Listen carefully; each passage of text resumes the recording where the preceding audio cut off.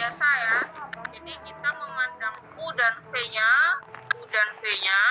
ini dia dari R2 ke R ya, dimana dengan definisi U XY. Jadi dia fungsi XY gitu kan.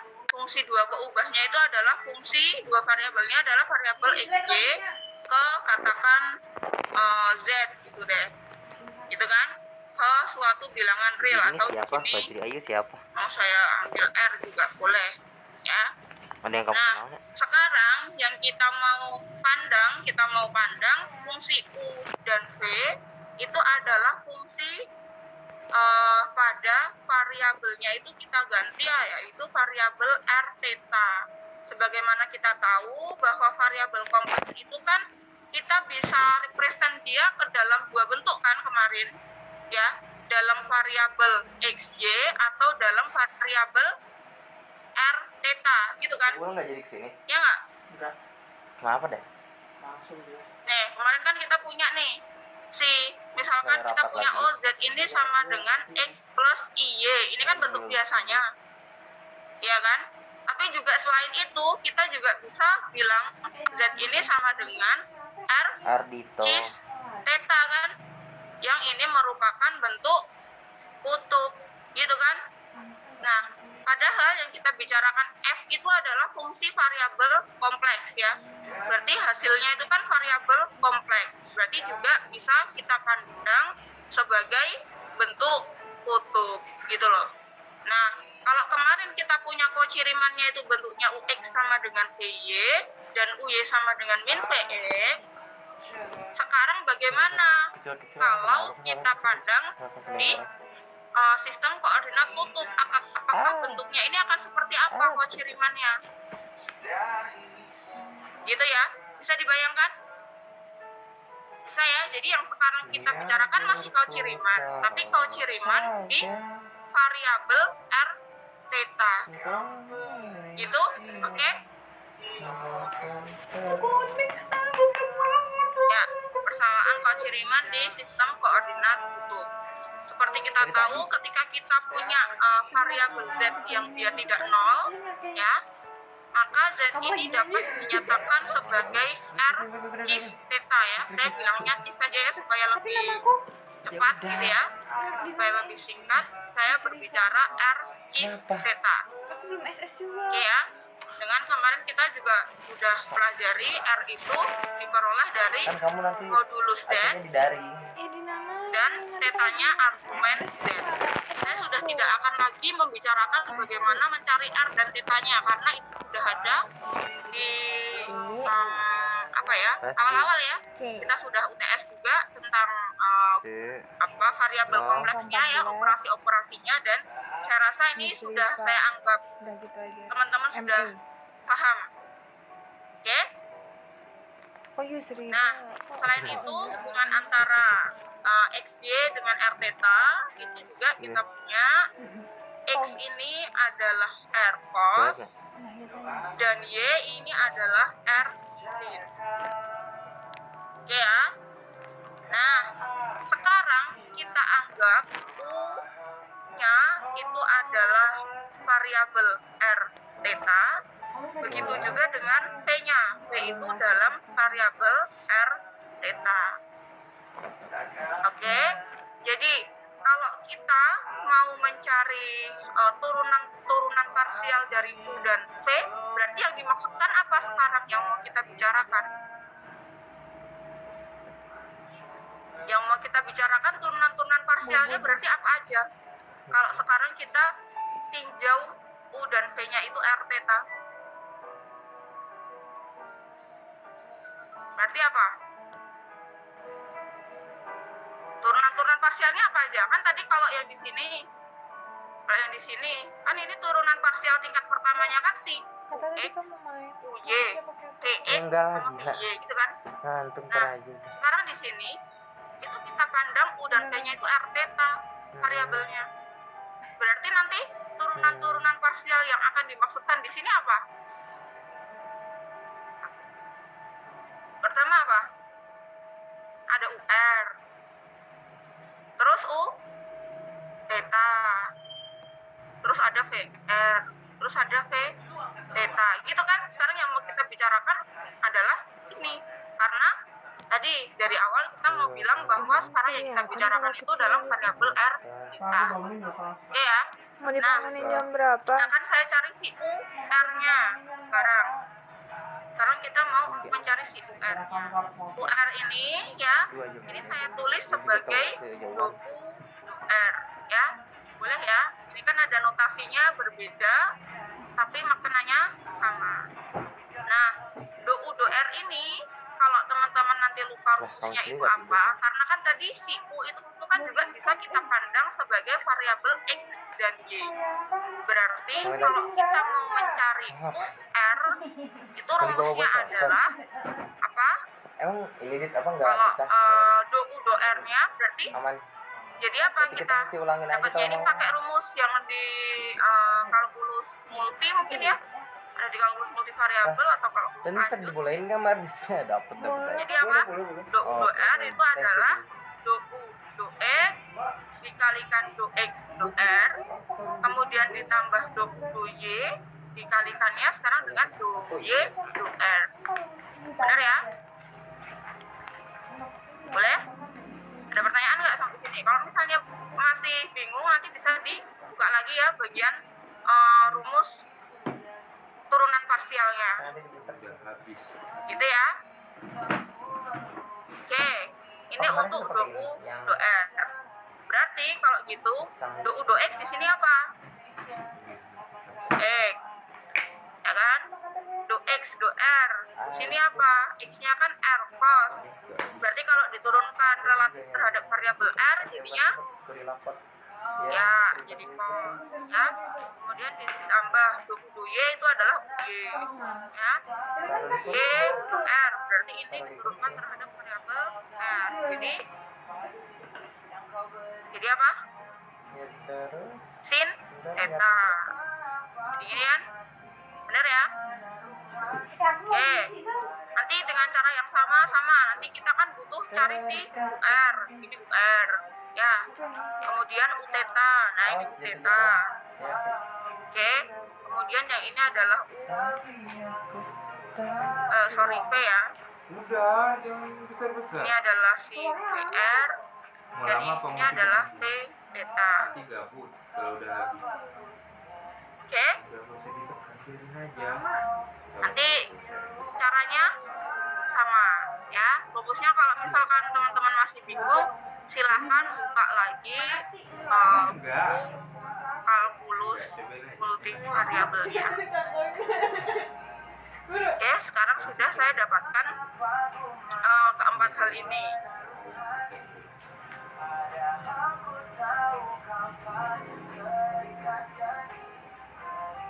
Selanjutnya, oke. Nah, yang ini mau saya tulis berarti di sini tadi sebagai UR ya. Jadi saya tuliskan kembali di sini kita punya berarti UR ini sama dengan UX cos theta ditambah UY sin theta. Oke. Kemudian di sini U theta sama dengan ini, saya punya yang di sini VR sama dengan ini ya. Kemudian ini V theta saya punya ini. Oke. Ditekan lama lagi. Nah, setelah itu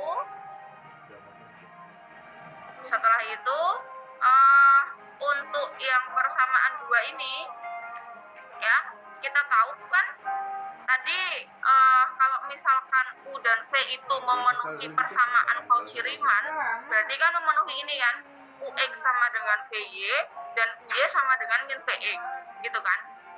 Nah, sekarang mau saya ganti yang di opsi 2 ini, yang di persamaan 2 ini. Oke, yang persamaan 2 ini akan saya ganti, ini kan semuanya dalam bentuk di sini VX ya. Di sini ada V gitu kan. Nah, saya mau ganti ke dalam variabel U supaya nanti bisa kita operasikan dengan yang persamaan yang pertama. Persamaan kedua pertama ini kan U semua ya. Dan di sini V. Nah, yang VX VY ini mau saya ganti. Dari mana? Dari persamaan Cauchy-Riemann-nya. Oke, kita punya di sini VX ya. Berarti VX itu adalah apa kalau menurut Cauchy-Riemann? Apa? Min UY ya. Kita ganti min UY. Kemudian yang VY itu adalah si UX. Oke. Kemudian yang ini min VX itu berarti Y dan VY di sini adalah UX. Oke. Selanjutnya dari 1 dan 3 sekarang kita sudah punya U semua ini. Ya. Kita sudah punya U semua. Nah, tinggal coba perhatikan di sini. Saya punya di sini V theta. Ya, di sini V theta. Kalau misalnya R-nya saya keluarkan jadi apa? V theta sama dengan R-nya ini ada R2 di sini toh, ada R di sini sama di sini. Berarti bisa dikeluarkan ya. Jadi apa? Di dalamnya tinggal kita punya UY sin theta Lambung. UX cos theta. Nah, UY sin theta, UX cos theta itu siapa? UY sin theta, UX cos theta ini siapa? Menurut yang nomor 1. UR kan? Berarti ini sama dengan R kali R ya. Jadi kita punya V theta sama dengan R kali R. Oke. Kemudian dengan cara yang sama juga saya mau keluarin R-nya dari sini. Jadi kita punya U theta sama dengan saya mau keluarin minus R-nya. Nah, sekarang minus R-nya dikeluarkan, berarti yang di dalam tinggal UX sin theta dikurangi UY cos theta. Nah, UX sin theta dikurangi UY cos theta ini siapa? Nah, ini ya. Ini kan? Ini adalah si VR. Berarti ini sama dengan min R VR. Dapatlah saya yang ini. U theta sama dengan min R VR. Nah, yang persamaan 4 ini ya, ini merupakan persamaan Cauchy-Riemann di dalam sistem koordinat kutub. Jadi, persamaan Cauchy-Riemann kita punya satu lagi sekarang persamaan Cauchy-Riemann tapi di bidang kutub ya. Jadi, saya mau tulis di sini warna hitam. Jadi, kita punya satu lagi Cauchy-Riemann itu adalah V theta sama dengan RUR dan U theta sama dengan min R VR. Oke. Sampai sini ada pertanyaan? Kita lanjut ya.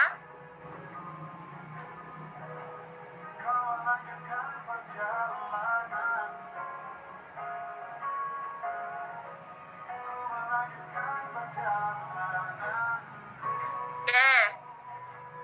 Selanjutnya kan kalau di Farkom pertemuan 11 ini ya, kan kita punya teorema ini ya. Mana ini teoremanya? Lewat. Nah, kita punya teorema ini kan, yang menyebabkan F aksennya itu ada, gitu kan? Nah, kalau di teorema ini F aksen ada itu rumusnya apa? F aksen di sini. F aksen. Ini rumusnya apa di sini nih? Apa rumusnya kemarin F aksennya? Kalau ada, dia adalah rumusnya apa? Ada yang ingat?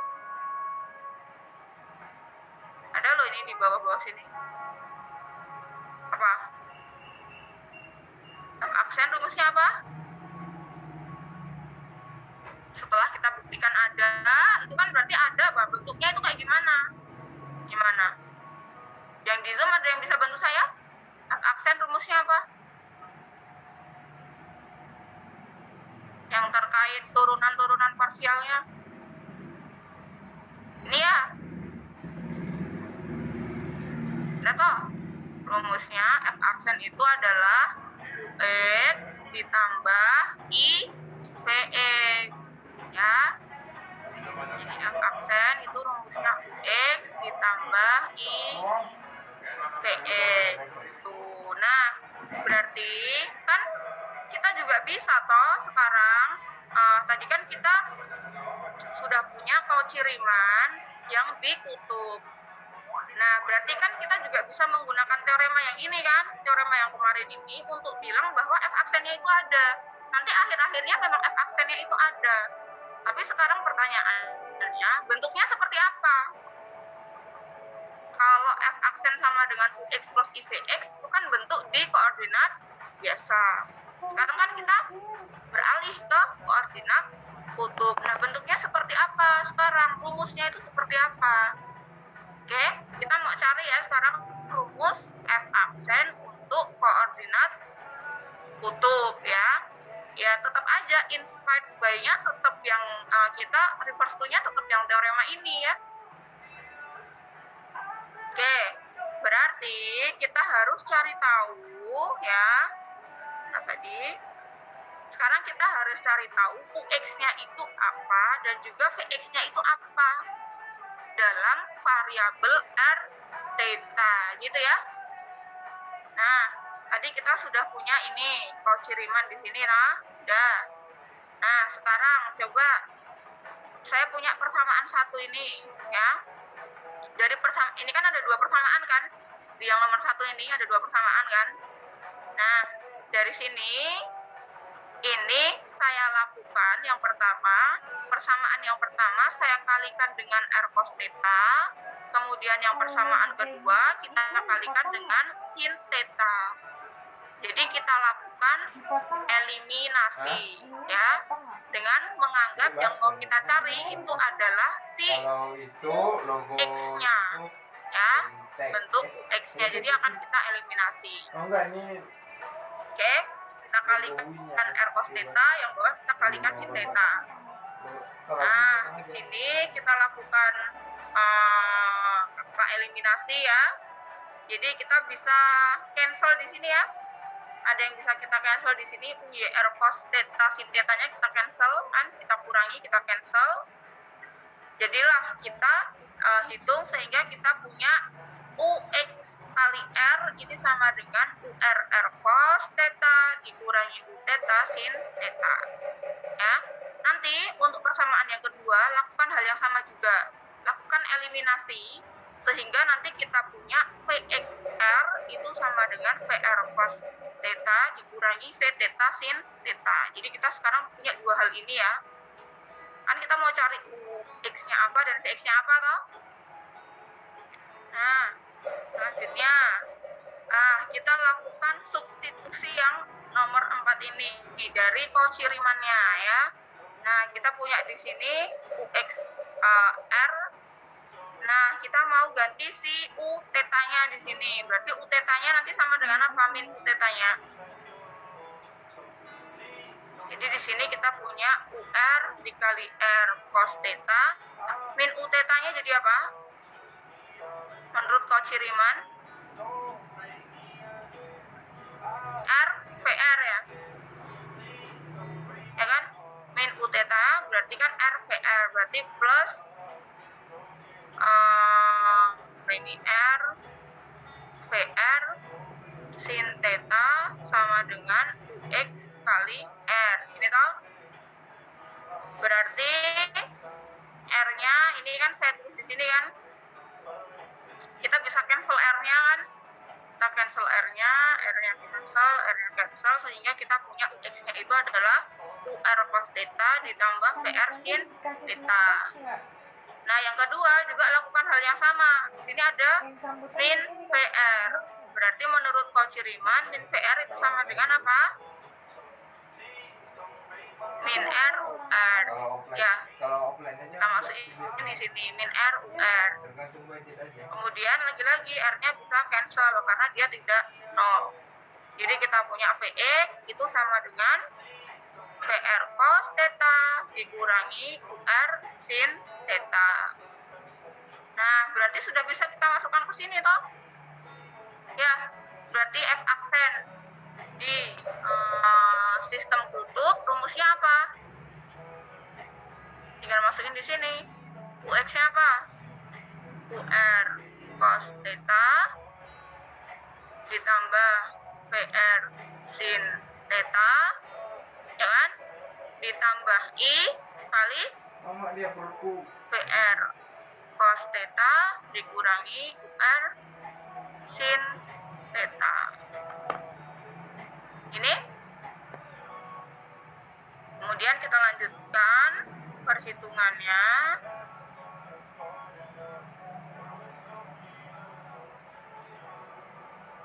Ya. Nah, kita lanjutkan perhitungannya. Berarti ini kalau misalkan kita buka ya, kita buka ini sama aja kita punya UR ini itu sama dengan kita punya UR ditambah I VR dikali cos theta plus I sin theta, gitu ya. Dapatlah kita yang ini. Jadi rumus F aksen Z-nya kita menggunakan yang ini tadi. Kalau misalnya yang kita bicarakan itu adalah pada koordinat kutub. Seperti itu. Oke, sampai sini ada pertanyaan?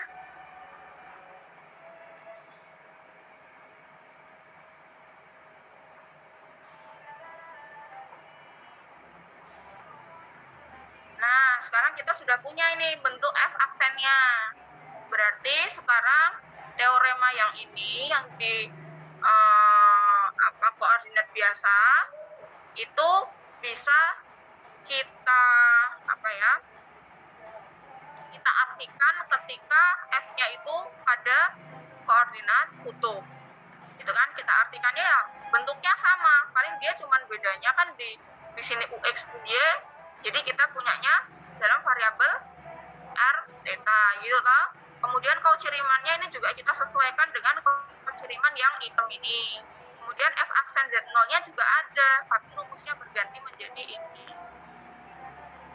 Ya, intinya tetap. Jadi kita punya akhirnya teorema yang ini. Teorema dalam koordinat kutub ya. Syaratnya masih tetap 3 dia. Apa? UV mempunyai turunan parsial tingkat pertama ya. Tentu aja yang dimaksud turunan parsial tingkat pertama adalah UX, UR, U theta, kemudian VR dan juga V theta. Ya, kemudian dia semuanya kontinu. Kemudian yang ketiga apa? Memenuhi Cauchy-Riemann. Nah, Cauchy-Riemann-nya diartikan yang ini. Ya kan? Cauchy-Riemann-nya ini. Maka ketika 3 ini memenuhi, berarti maka berlaku F aksen Z-nya itu ada rumusnya apa? Rumusnya yang ini tadi kita cari ya. UR plus IVR dikali cos theta min I sin theta. Begitu, ada pertanyaan?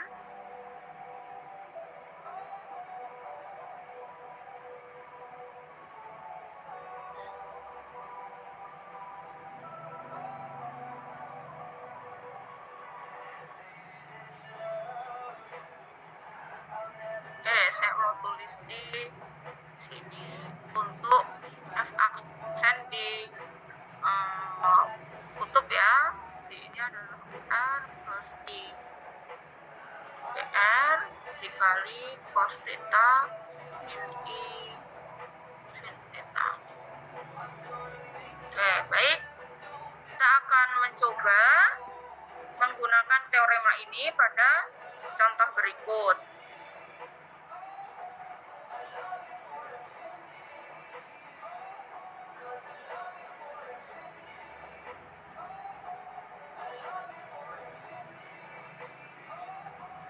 Ya, tunjukkan bahwa D per Z dZ sama dengan min 1 per Z kuadrat. Berarti sama aja ini diketahuinya FZ itu sama dengan 1 per Z ya. Buktikan bahwa F aksen Z-nya ini sama dengan min 1 per Z kuadrat. Maksudnya gini ya, ini cuma notasinya aja, dia pakai notasi yang Leibniz itu ya. Oke, kita akan membuktikan f aksen Z-nya sama dengan min 1 per Z kuadrat menggunakan teorema yang atas tadi. Jadi kalau kita mau menggunakan teorema yang barusan, itu berarti Z-nya itu kita pandang sebagai apa? Z-nya kita pandang sebagai Z sama dengan apa? R-cis ya. Kita gunakan Z sama dengan R-cis. Oke. Berarti kalau Z sama dengan R-cis, ini kan berarti sama dengan 1 per R-cis theta. Gitu kan? Berarti kalau ini R-cis theta berarti menurut rumus de Moivre ya, jadi kita punya 1 cis theta itu sama dengan apa? Sama dengan cis min theta. Masih ingat rumus de Moivre-nya? Bilang gini ya. Dia jadi di atas tapi sudutnya jadi negatif. Gitu loh. Ya. Berarti ini sama aja kalau R cis theta kan berarti cos min theta ditambah I sin min theta gitu toh. Cos min theta berapa? Ya cos theta. Ya toh? Cos min theta itu ya cos theta. Kalau sin min theta min sin theta. Jadi kita punya FZ-nya di sini langsung saya tulis 1 per R kali cos theta min I sin theta. Oke ya, jangan salah ya sampai sini. Selanjutnya, karena tadi kita mau pakai teoremanya, berarti kita harus menemukan turunan-turunan parsialnya. Berarti sebelum itu kita harus tahu U-nya dulu. U-nya berarti apa dari sini? Dari sini. U-nya adalah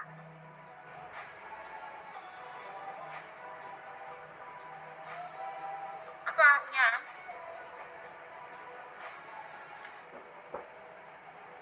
U-nya apa yang di Zoom boleh jawab loh. Saya nggak ngecek yang di Zoom. Boleh jawab loh yang di Zoom. Apa U-nya berarti? Seper R cos theta. Oke, generalnya kan. Kemudian V-nya apa berarti? Oke, min 1 per R sin theta. Udah, kita dapat U sama V-nya. Sekarang kita mau menurunkan secara parsial 1 per 1. Pertama, UR. UR itu berarti apa? U diturunkan relatif terhadap variabel R. Berarti selain variabel R, kita anggap sebagai konstanta ya. Oke. Jadi ini diturunkan yuk, 1 per R cos theta diturunkan terhadap R. Apa berarti? Ya, min 1 per R kuadrat cos theta-nya tetap dikalikan. Oke. V theta. Sekarang yang ini V theta diturunkan terhadap U theta dulu. U theta diturunkan terhadap berarti U diturunkan terhadap theta. Jadi kita punya ini jadi min sin ya. Min sin 1 per R-nya tetap gitu toh. Ini. Sekarang VR didapat, kemudian V theta-nya dapat.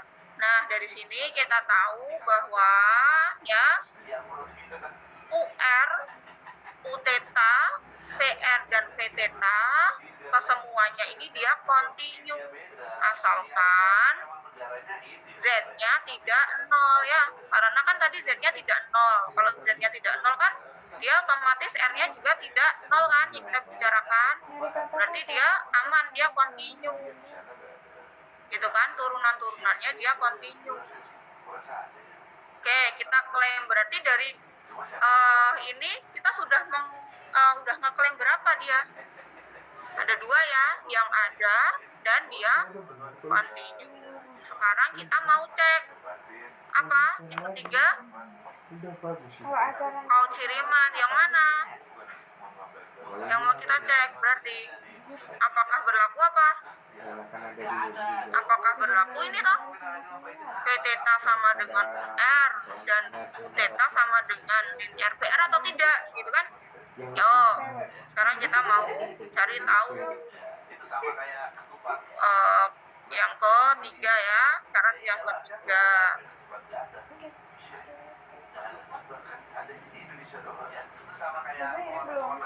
Oke, nanti boleh dioret-oret. RUR sama dengan apa? Atau dari V theta dulu sama dengan apa? Nanti sama dengan RUR gitu ya. Di sini saya langsung tuliskan ya, bahwa RUR sama dengan ini sama dengan dia V theta gitu toh. RUR dikalikan di sini R kan berarti min R cos, padahal min R cos itu adalah si V theta gitu kan. Kemudian min RVR berarti min RVR ini di sini dikalikan berarti kita punya min seper R sin theta, padahal min seper R sin theta itu adalah si U theta. Berarti ini sudah memenuhi ini samaan Cauchy-Riemann. Iya, jadi poin ketiga kita sudah dapat ya. Karena memenuhi, maka menurut teorema F aksennya itu ada, dan rumusnya adalah yang ini, UR ditambah IPR dikali cos min I sin ya. Nah, ini saya tuliskan di sini. Oke, kemudian di sini kita masukkan UR-nya. Tadi kita sudah punya ya, UR-nya itu di sini. UR-nya min seper R kuadrat cos sini ditambah I PR-nya adalah seper R kuadrat sin, gitu kan. Kemudian ini min seper R kuadratnya mau saya keluarkan ya, saya keluarkan. Intinya di sini kita tinggal punya apa di dalam sini, cos theta min I sin theta masih dikalikan dengan cos theta min I sin theta juga. Berarti sama aja kita punya kan tadi cos theta min I sin theta itu kan sama dengan cos min theta plus I sin min theta kan. Berarti boleh ya saya bilang ini kan kuadrat ya. Kuadrat di dalamnya seperti ini ya. Ya kan, cis min theta kan. Nih, jadi di sini itu kan sebenarnya cis min theta, di sini juga cis min theta. Cis min theta dikalikan berarti kuadrat. Ya, dikuadratin berarti kalau kita punya cis min theta dikuadratin berarti ini kan sama dengan 1 per cis theta kan. Menurut De Moivre lagi, kasihan kita pakai itu lagi. Jadi kuadrat seper cis kuadrat, kemudian R dan cisnya kita jadikan 1, kuadratnya kita keluarkan. Padahal tadi kita punya R cis itu adalah si Z. Jadi terbuktilah ini sama dengan min 1 per Z kuadrat. Nah, ini contoh ya. Sebenarnya apakah membuktikan harus menggunakan ini? Ya enggak juga. Ya, ini cuman untuk biar teman-teman ada bayangan gitu loh. Sebenarnya ini dibuktikan menggunakan yang kemarin juga sudah kan? Ya, sudah bisa kita buktikan juga. Tapi yang akan kita coba lakukan adalah menggunakan teorema yang barusan kita dapatkan, gitu kan? Dan ternyata sangat bisa digunakan, gitu ya. Karena kita tahu membuktikan itu ya nggak harus satu jalan itu kok ya. Memang ada beberapa jalan kita membuktikan. Baik.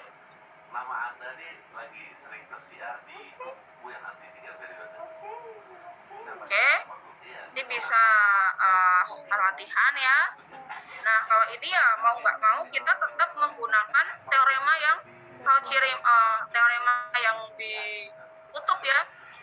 Karena apa? Lihat di sini fungsinya kan dalam bentuk kutub, ya kan?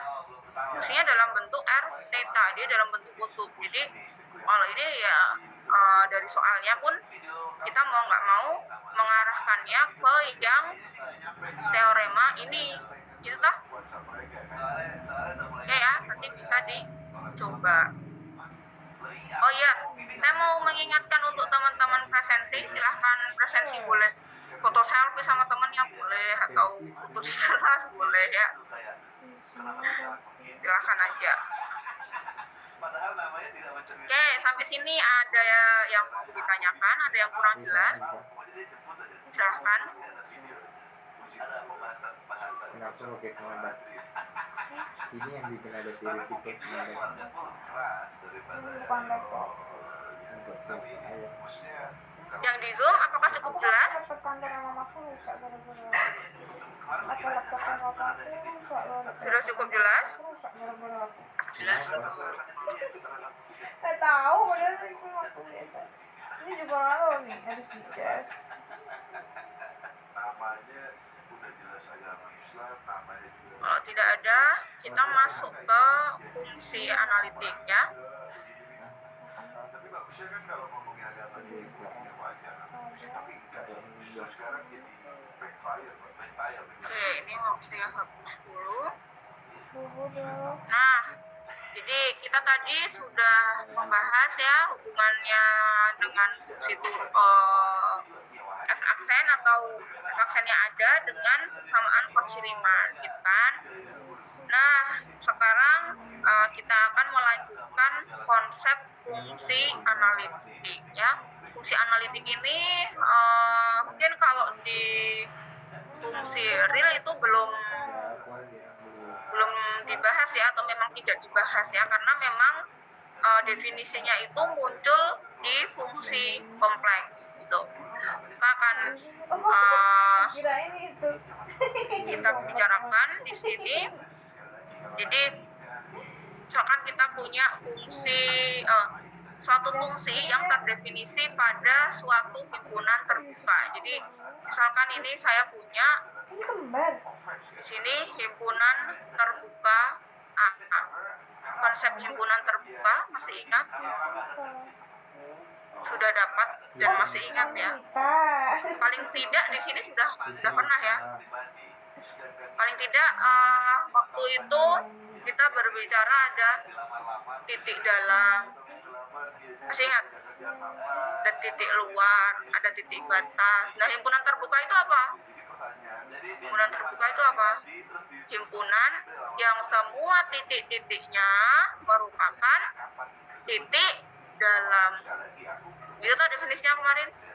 Udah ya. Terus ada himpunan tertutup. Ya, ada himpunan terbatas itu yang seperti apa. Nah, itu sudah saya anggap teman-teman bisa. Jadi tinggal membayangkan aja. Sekarang yang mau kita pakai di sini pertamanya adalah himpunan terbuka.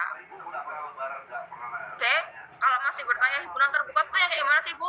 Berarti buka lagi yang topologi di variabel kompleks kemarin, ya. Di topologi variabel kompleks kemarin dibuka lagi. Apa sih yang dimaksud himpunan terbuka seperti itu ya? Oke.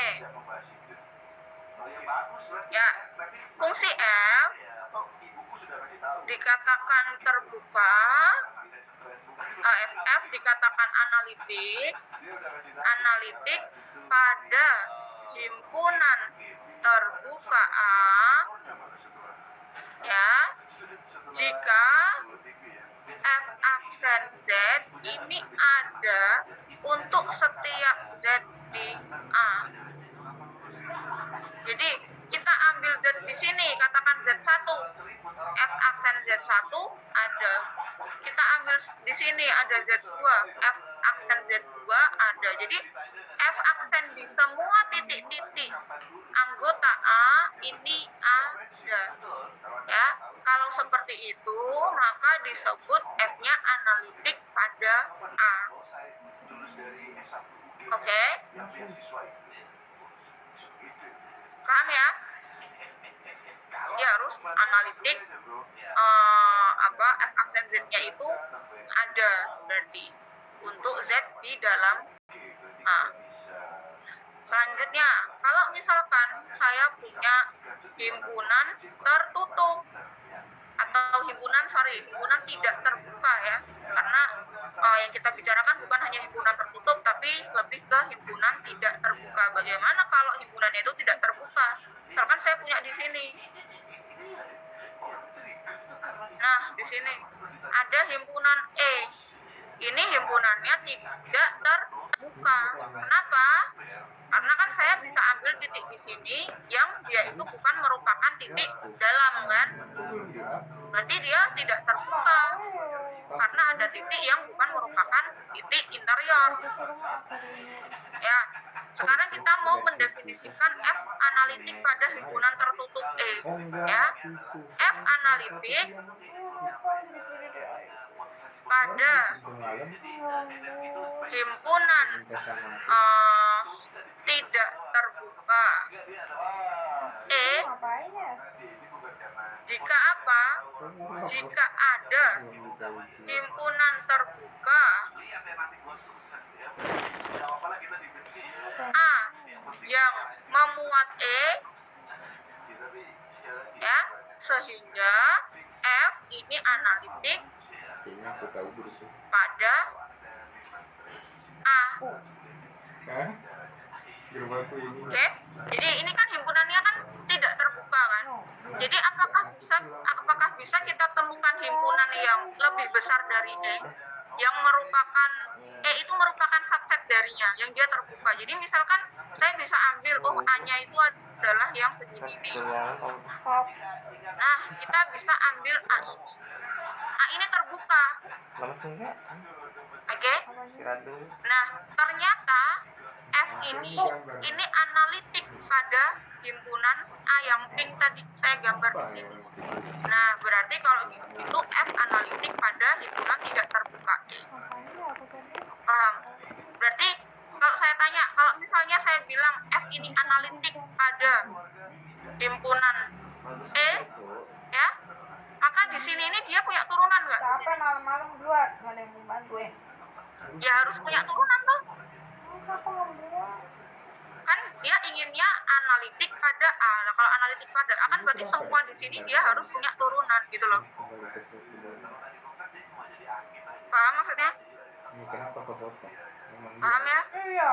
Nah, lebih khusus lagi, jika kita punya suatu titik, nih, misalkan kita punya suatu titik di sini Z0. Satu titik ini terbuka atau tidak? Himpunan yang isinya cuma satu titik. Ada depannya kenapa? Ada samping, ada tengah capek. Terbuka nggak? Enggak ya? Dia nggak terbuka. Berarti definisinya, kalau begitu, kita mau bilang F ini analitik, Lagi sambil ngapain? analitik pada Foto kan Z0 jika apa? itu apa atas Jika tangga. ada persekitaran yang memuat Z0 ya, sehingga F ini analitik pada persekitaran tersebut ya. Jadi misalnya kita bisa definisikan persekitaran segini. Nah, segini ini dia analitik. Ya berarti si Z F-nya itu analitik di Z0. Gitu ya. Jadi analitik itu konsep di atasnya turunan. BBM gimana? Jadi kalau misalkan kalau misalkan dia itu analitik, dia punya turunan dan di persekitarannya itu juga punya turunan, berarti dia analitik di Z0 itu. Tapi bayangkan kalau misalnya dia cuman punya turunan di Z0, jadi F aksen Z0-nya ada, tapi di sekelilingnya itu dia tidak punya turunan. Berarti F ini analitik di Z0 nggak? Enggak ya, bisa dibayangkan ya. Jadi yang kita mau bilang analitik itu kita harus lihat di sekitarannya juga. Ya, kalau ini tidak terbuka itu kita harus melihat di persekitarannya ini apakah dia analitik juga di persekitarannya apa enggak gitu loh. Tapi kalau dia terbuka seperti yang A ini ya sudah, kita cukup melihat di himpunan terbuka A-nya itu. Kalau misalkan dia memang punya turunan, berarti bisa dibilang analitik pada himpunan terbuka itu. Bisa difahami? Di itu aja dong, Baik, di atasnya. kita lanjut ke contoh ya. Di kipasnya aja. Kita tahu di contoh sebelumnya Jadi Aku digoblok. Ini saya kasih nomor 1 ya. Kita tinjau FZ sama dengan super Z. Menurut yang sebelumnya, F aksen Z ini ada kecuali di titik 0 ya. Jadi teman-teman bayangkan, coba dibayangkan segini ini saya punya himpunan C ya. Di sini di 0 sini itu dia tidak ada kan, Yang penting di Tuhan 0 dengar bukanmu. dia F aksennya itu tidak ada. Di selain ini F aksennya ada ya. Pertanyaan saya, apakah F ini analitik di setiap titik Z yang tidak 0? Misalkan saya ambil aja di sini, misalkan saya punya di sini Z1. Apakah dia analitik di Z1? Aku kirimin. Iya, kenapa? Aku mah ntar mau ngapain ya? Karena tetap kita bisa persekitaran segini, di segininya itu turunannya ada terus, gitu kan? Ya, kalau misalnya dekat banget sama 0 gimana? Ya anggaplah dekatnya segini, ya kan masih tetap bisa kita lakukan. Nah, kecil banget gini tetap bisa toh. Sedekat apapun tetap masih bisa kita bikin persekitaran yang lebih kecil dari dekatnya dia ke 0, bener nggak? Masuk akal ya? Karena kan dia sebenarnya himpunannya himpunan terbuka sebenarnya. C min 0 itu adalah himpunan terbuka sebenarnya kan. Jadi ya sudah, karena dia semua di situ itu turunannya ada, berarti itu F analitik di setiap Z yang tidak 0. Memberikan gambaran ya untuk definisi analitik kita. Sigma sampai Coba sekarang yang contoh yang kedua, kita punya F sama dengan Z sama dengan modulus Z kuadrat. Kita tadi sudah buktikan ya, kemarin sih sudah kita buktikan bahwa FZ ini dia hanya mempunyai turunan di titik Z sama dengan 0. Oke, saya gambarkan lagi. Kita punya C sebesar ini, katakan sini C ya. Kemudian saya punya 0 jadi nanti Jadi dikasih cuma penyerahan pakai doang. pakai di map. sini, Iya dikasih di nama sini buat 0, di sini F aksennya ini ada. Sedangkan di sini Kan ada itu. F aksennya Cara yang anak tidak ada. Oke, Boleh. Kemarin aku tanya Aul tuh katanya kalau pinjam saya sama ambil di belajar sini, map ya, ini. Tanya Hamas. punya coba. turunan nggak dia? Oh iya. Hamas Kalau dia aja, tidak Hamas punya dia turunan, sama- dia analitik nggak? Ya pasti enggak ya, orang di titik itu sendiri aja dia nggak punya, ya kan? Berarti sekarang kita tinggal tinjau yang tadi katanya ada yang punya turunan, yaitu di titik 0 ini tadi. Sekarang kita tinjau di sini, Gue anak perlu pakai QR code. ya. Dia punya turunan, punya ya, F aksen 0-nya ada. Tapi apakah F ini analitik di titik 0? Aku juga mau lihat. Tidak. Kenapa? Boleh, kau mau lihat. Karena setiap kita bikin persekitaran sekecil apapun ya, sebelah kanannya ini sudah tidak ada turunannya ya, di titik-titik di sebelah sini dia tidak ada turunannya. Maka meskipun dia punya turunan ya, tapi tetap menurut definisi tadi bisa kita bilang bahwa F ini tidak analitik Buktinya di di mana? 0. Udah nggak analitik di 0, tentu juga tidak analitik yang di tidak 0. Berarti bisa kita simpulkan F ini tidak analitik di manapun.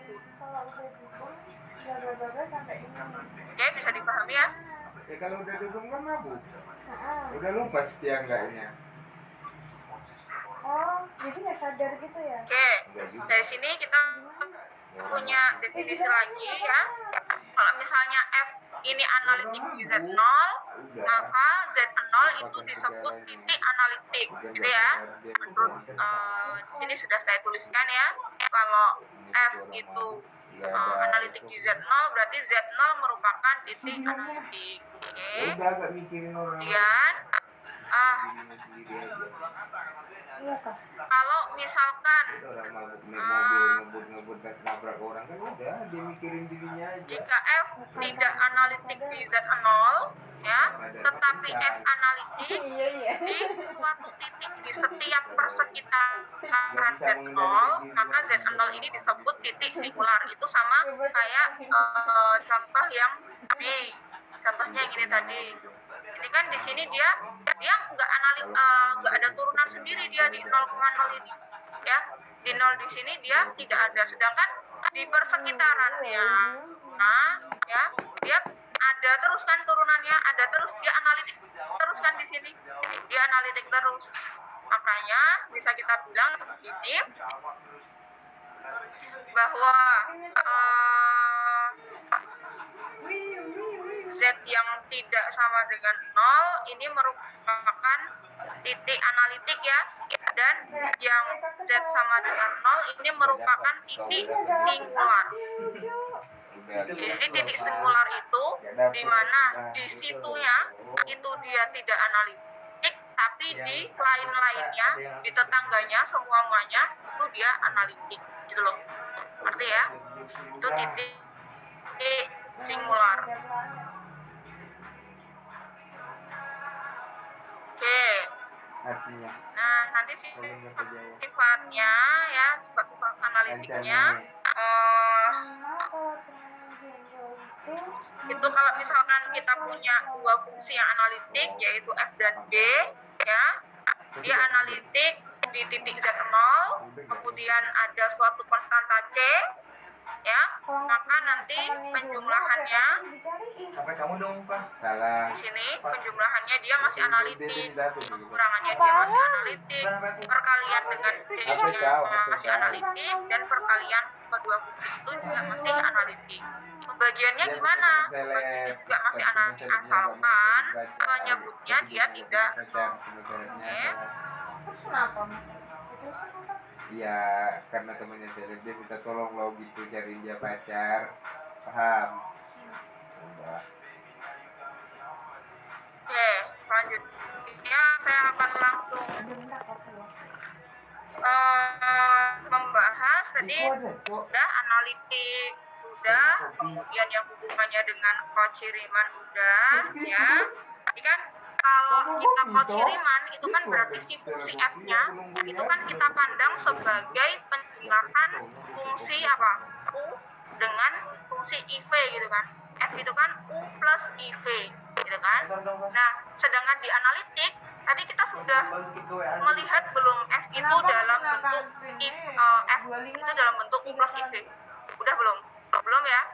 Di analitik tadi. 25. Nah, sekarang kita akan menggabungkan yang dua hal tadi, yaitu yang tadi kita punya si Cauchy-Riemann itu F-nya kita sebagai V, dan apa hubungannya dengan yang tadi barusan kita definisikan yaitu fungsi analitik. Oke, tapi sebelumnya kita harus mengenal dulu apa yang dimaksud dengan fungsi 52, harmonik. Ada yang sudah pernah dengar fungsi harmonik Lupa. di Ayo, apa bentar ya, foto doang. persamaan diferensial elementer makan dulu. fungsi harmonik? Oke lah, kita Ini bisa balik sih.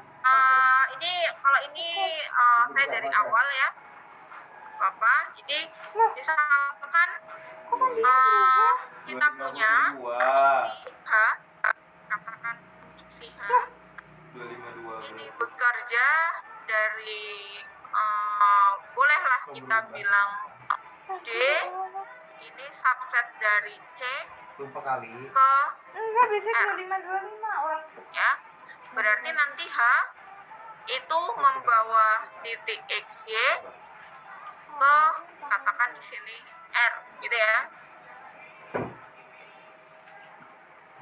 Oke, saya ini sebentar.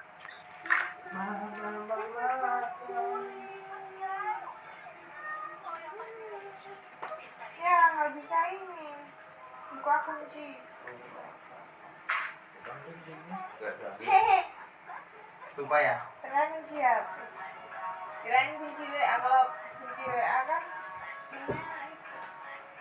Oke. Oke. Kita pandang fungsi ini ya, fungsi H, dua variabel. Anggap aja variabelnya X, Y. Oke. Dia daerah hasilnya adalah R. Ini mau kopi kan? Fungsi dua variabel, jadi si H ini merupakan fungsi dua variabel, betul ya? Fungsi dua variabel HXY yang didefinisikan pada suatu domain D subset C ini dikatakan harmonik pada D jika H, ya fungsi H-nya ini mempunyai turunan-turunan parsial sampai dengan tingkat 2, ya pertama itu punya turunan-turunan parsial sampai tingkat 2, ya. Yang kedua, masing-masing kontinu pada D. Jadi semuanya ini tadi yang ada di poin 1. Ini semuanya dia kontinu, ya. Dan yang ketiga, memenuhi persamaan diferensial Laplace. Syarat ketiga, persamaan diferensial Laplace. Bentuknya apa persamaan diferensial Laplace ini? Do kuadrat H do X kuadrat ditambah do kuadrat H do X kuadrat, atau bisa kita tuliskan ini sebagai apa? H X X ditambah H Y Y sama dengan 0 ya. Jadi ini cuman beda penulisan aja ya. Sekali lagi, ini hanya beda penulisan, yang di sini menggunakan notasinya saja berbeda, notasi Leibniz, ini notasi biasa gitu ya. Nggak masalah ya. Jadi kadang kita gunakan yang ini, kalau misalnya kadang itu bentuk yang menggunakan aturan rantai, itu kita lebih enak menggunakan yang ini, gitu kan? Menggunakan bentuk ini karena kelihatan kan, lebih kelihatan. Kita bagi dengan apa, kemudian kita kali dengan apa, itu lebih kelihatan ya. Oke, tapi lebih enaknya atau lebih ringkasnya sebenarnya kita tulisnya seperti ini, ya. Jadi sekali lagi ini tidak menjadi masalah, ya. Jadi dikatakan harmonik jika apa? Pertama, punya turunan-turunan parsial sampai tingkat 2.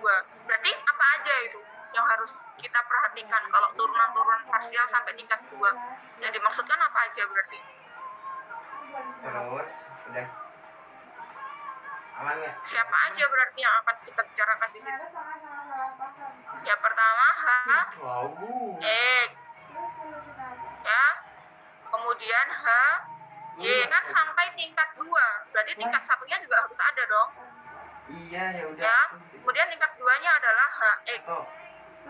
X, kemudian ada H X Y, ada H YX dan H YY. Jadi ada berapa nih? Itu 2, 3, 4, 5, 6 ya. Jadi 6 fungsi ini harus ada dan juga harus kontinu.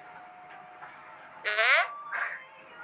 Selanjutnya juga memenuhi persamaan diferensial Laplace. Kalau 3 hal ini memenuhi, berarti fungsi H itu dikatakan